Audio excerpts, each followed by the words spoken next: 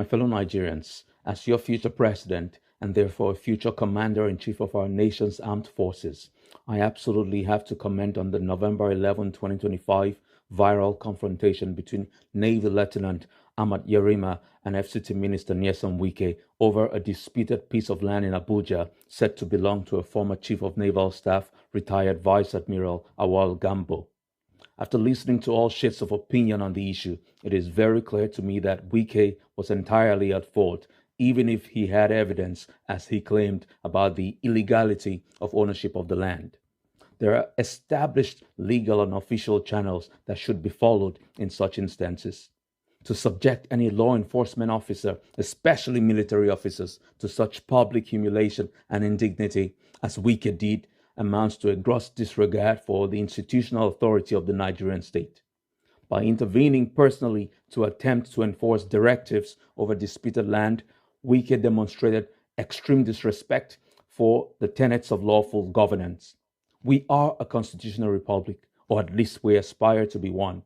So the execution of ministerial directives should be about following legal procedures, not about showing personal swagger backed by police and DSS escorts. By the way, less than 2 months ago, on September 26, the Inspector General of Police, Kayode Egbetokun, had warned that, and I quote, officers have no business escorting parties for land recovery or meddling in civil claims without a demonstrable criminal element. Every such incident erodes the neutrality of the force and opens us up to disrepute. End of quote. A minister should never be an instrument of physical confrontation and verbal abuse. In this instance, Nyesom Wike absolutely made a big fool of himself. To resolve the issue, Wike simply had to communicate with his colleague, the Minister of Defense, who constitutionally oversees the operations of the armed forces, to investigate the land ownership claims of the former Chief of Naval Staff. If he didn't legally own the land, meaning Lieutenant Yerima and his team were following orders based on an illegality, the military has proper channels to handle such issues. Wike's braggadocious recklessness against Lieutenant Yerima, as retired General Lockheed Irabo, a former Chief of Defense Staff, put it, constitutes a desecration of the Nigerian military. Indeed, retired General Tuku Buratai, a former Chief of Army Staff, said it, I quote, transcends mere misconduct and represents a palpable threat to national security and institutional integrity, end of quote. General Buratai also described it as I quote, an act of profound indiscipline that strikes at the core of our nation's command and control structure and wounds the morale of every individual who serves under the Nigerian flag, end of quote. General Buratai equally called for Wike to publicly apologize to the armed forces of Nigeria and indeed to Lieutenant Yerima. I couldn't agree more. In fact, if I was president of Nigeria right now, I would have immediately fired Wike for that gross display of disrespect to the armed forces. This incident further proves that Wike is unworthy of holding high office. Indeed, the Lagos State Governor Babajide Sanwo-Olu is on tape back in 2022 in a very similar public confrontation with a uniformed officer. If you watch the tape as I did, you'd clearly notice the stark contrast in how Sanwo-Olu and Wike behaved. Sanwo-Olu was respectful and acknowledged that the officer was under orders and excused himself in the presence of the media to call the officer's superiors to sort things out. Not Wike, who sadly clearly enjoys being a thug. Some critics of Lieutenant Yerima have said that he stood his ground because his father, apparently Brigadier General Mohammed Yerima, is a distinguished Nigerian army officer who served as military spokesperson for the United Nations mission in Sierra Leone between 2000 and 2002, public relations officer to the Chief of Army Staff in 2003, and to the Chief of Defense Staff in 2005, eventually becoming army spokesperson in 2021.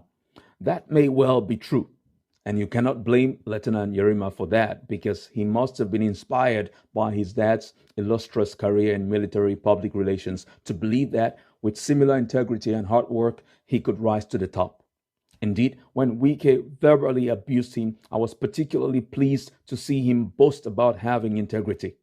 I'm also glad that Lieutenant Yerima used regimentation and seniority to remind Wike's DSS and police escorts that they were wrong to tell him to stop challenging Wike. Some other people have said that active military officers like Lieutenant Yerima shouldn't be watching over the private property of a retired vice admiral. But Vice Admiral Gambo, who was Nigeria's Chief of Staff of Naval Staff, between 2021 and 2023, and is said to be the owner of the land in question, retired as the equivalent of a three-star general. That entitles him to perks like a standard guard comprising of 9 armed soldiers, one of whom may very well have been Lieutenant Yerima. So yes, Lieutenant Yerima was there to safeguard the retired three-star general's assets. And it matters because globally, retired high-ranking military officers can be very high-profile targets by enemies of the state, especially in cases such as ours, where there are active anti-terrorist and other military operations, and yes, particularly if these officers were effective against those enemies. Indeed, reacting to the incident, Mohammed Badaru, the defense minister, said, and I quote, "At the ministry and indeed the armed forces, we will always protect our officers on lawful duty.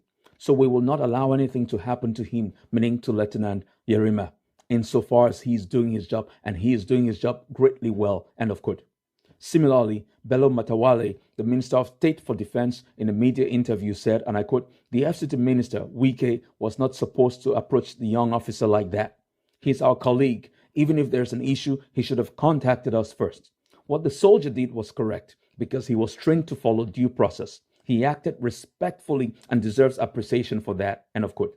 Matawale is spot on. Now, there are two major factors in military operations. First, commanding officers need to have the right information and the right intelligence in order to make the right decisions and come up with the right strategies.